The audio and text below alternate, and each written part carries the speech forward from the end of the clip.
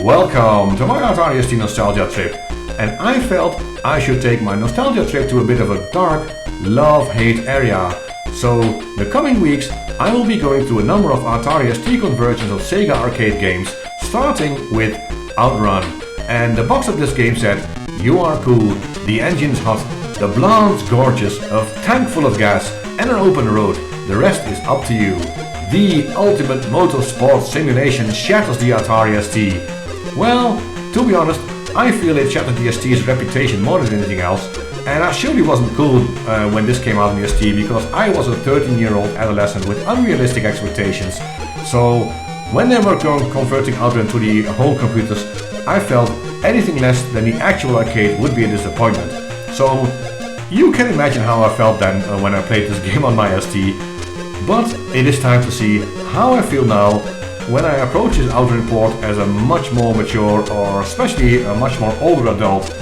And yes, I have actually started loading the game already, because wow, this game has some load time. I mean, in fact, this game takes more than 3 minutes to load, which is a hell of a lot of time, and I probably will cut some. Yeah, I will probably cut when we get to the options menu.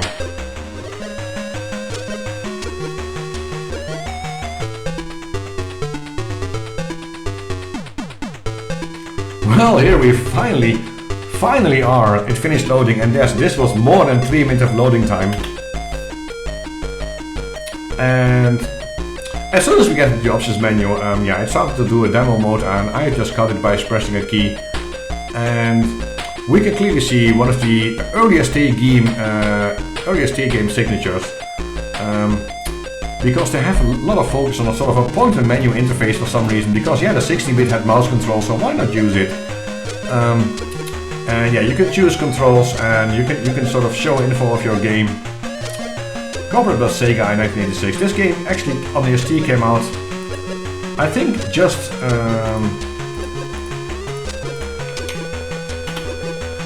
you have to press a key to get it. How about that? And you can choose to have the music on or off. Of course, we have to have the music on, and it only has 2 of the arcade tunes, I think, as you can hear. So you can start a game, continue a game, you can go to a demo, view the high scores, have some cars or many cars. So I'll just go for some cars because it's difficult as this. And I can choose joystick control. Of course, now when I choose to control my car with the joystick, I also have to control the menu with my joystick, and it's just, I don't know, it's a purely, these are the things that, yeah, they wanted to take advantage of the 16-bit mouse-controlled interface with menus and everything, and it's not really working. I mean, why are there so many options anyway? I would expect this to be an arcade game that would automatically set the most of these options to be optimum for me anyway, so yeah, the 16-bit generation computers was still a bit of an adventure for them. But I'm talking too much and I should be playing, so I'm just going to start the game. And if you choose start, you are actually thrown straight into the game. And I don't really know what to think about this one. I mean, we hear the chiptune version of Magical Sound Shower. And in the beginning the road was really wide, which I really like, because I suck at racing games.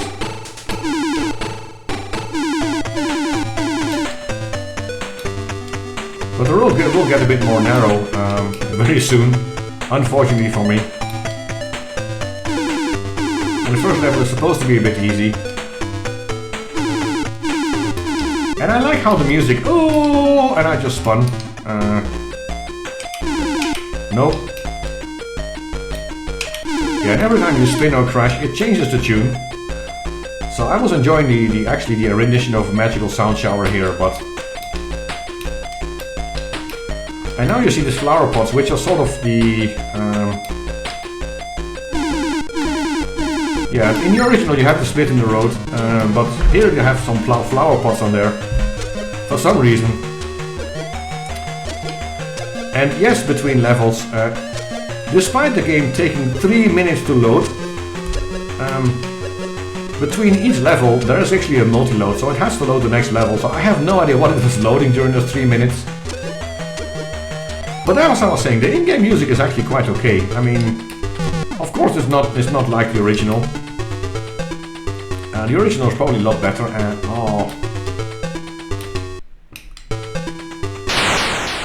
and I crashed, because why not? But what I like is that the music is actually the gameplay is a little bit slower, but so does the music. So the music still suits the game for some reason. And I don't know if it's because I'm playing of course, the 50Hz European PAL version. Oh, and I'm doing really bad. It's so difficult to talk while playing this game with these narrower roads. So it might be when you play it at 60Hz, the music is actually faster, just as fast as the arcade. But because the gameplay is a bit slower in this ST version, I like that actually the music is also a little bit slower. Oh, come on!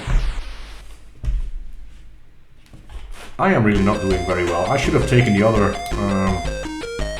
level, stage 2.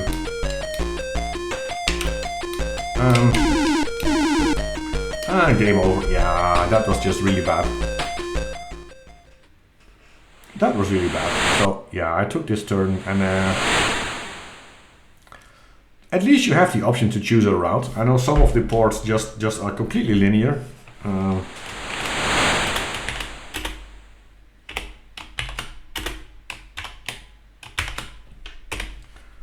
I know some of the ports are completely linear, so it's nice that you can at least choose an exit between games.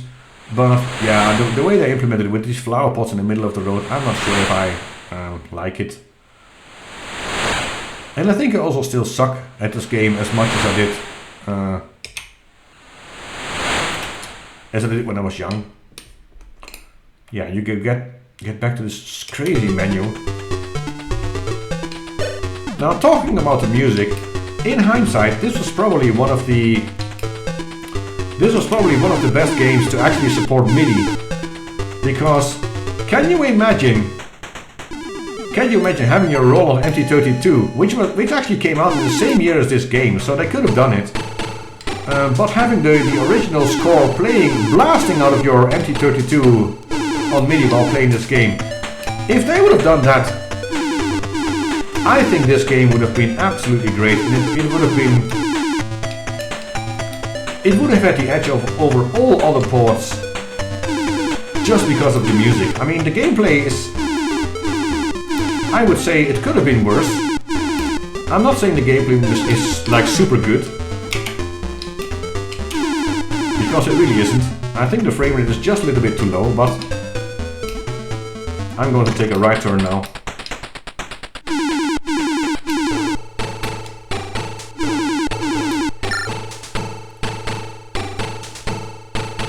But it would have been so cool to have the original arcade music blasting out of your MT32. Of course, it's easy to say in hindsight. They were probably developing this game before the MT32 came out, but man, even a patch update, it would have been, I don't know, I think it would have been awesome. Oh man, I am playing it just the wrong way when I was a little kid. Which is just continuously accelerating, never even thinking about stepping on the brakes, which is just really dumb. Yeah, also partly because I have no idea, I don't know the levels anymore, so I don't know when a left or right turn will come. Oh, that was just, and then this happens.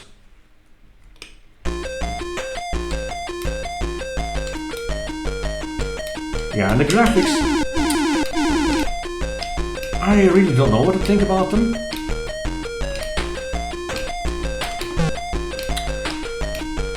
Yeah, and that spin, I will talk about that spin later. I can't talk about it while I am playing the game because it's just too difficult for me. Oh, and I just didn't make it until next checkpoint. That's a bit disappointing. So I am as good at this game as I was when I was young, and I'm just not really good at racing games. But talking about that spin, and apparently I beat my own score, so okay, at least I can put my name in. But those spins, I mean, I don't know if you noticed, but this game infamously has a bug where actually where you spin your car around 360 degrees, the driver and passenger actually swap position. And that's a result of just basically, they had to draw some car graphics, and they drew one of the diagonal positions where they are sort of diagonally facing you, and then they just mirrored that sprite, which means if you mirror anything, yeah, they are just going to, and while the demo mode is playing now, the sprite is mirrored, but that means also the positions that you and your blonde are in the car, actually, they also swap around, so it looks like they were truly cutting corners everywhere. Which I think it's about to spin now, so we can show it live. Look there they are. I will put some graphics in to show you that they actually swap positions, because it's really difficult to play. I think I should have at least one other go, because why not? So I press my fire button, I get into the high chord table. If I press a key, I get into the game.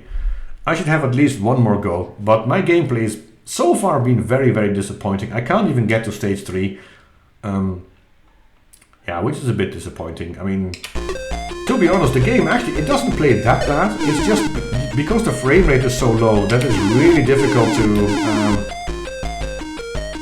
You don't get a feel for the game, and that's my biggest problem with racing games on.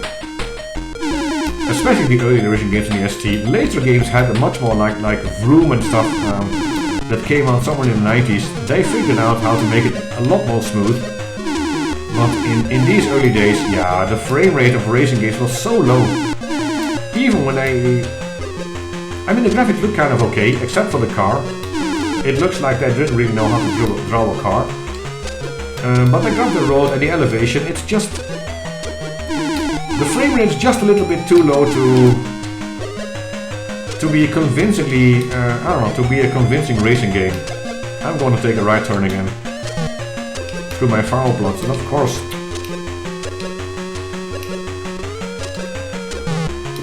Oh, come on. Really? I'm going to pump into cars and then...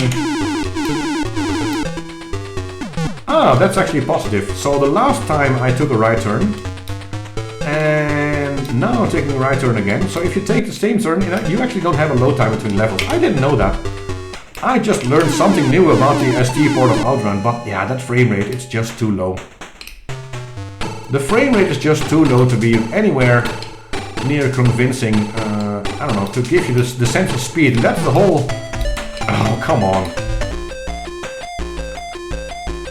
I think the whole point of the Outrun game, the one thing that made Outrun such an incredibly successful arcade game, apart from the sit-down cabinet, oh, I'm just ruining my own game. Apart from the hydraulic sit-down cabinet, was just the immense sense of speed you got from the game, and here you just get an immense sense of, well, not speed, it's I don't know, sort of, you are constantly trying to cope with seeing where you are, and it's just... Nah, I mean, I am at the turn, but I don't think I'm gonna make it, because nope, I'm out of time. Yeah, it's...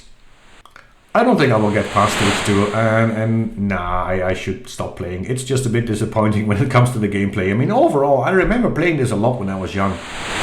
And I know also it was not because the game was very good, it was just because it was Outrun, and I just desperately wanted to like it. I wanted this game to be good, I wanted to find the Outrun experience, and then of course, I never did. And yeah, that's just... I guess that's just how it is. I mean...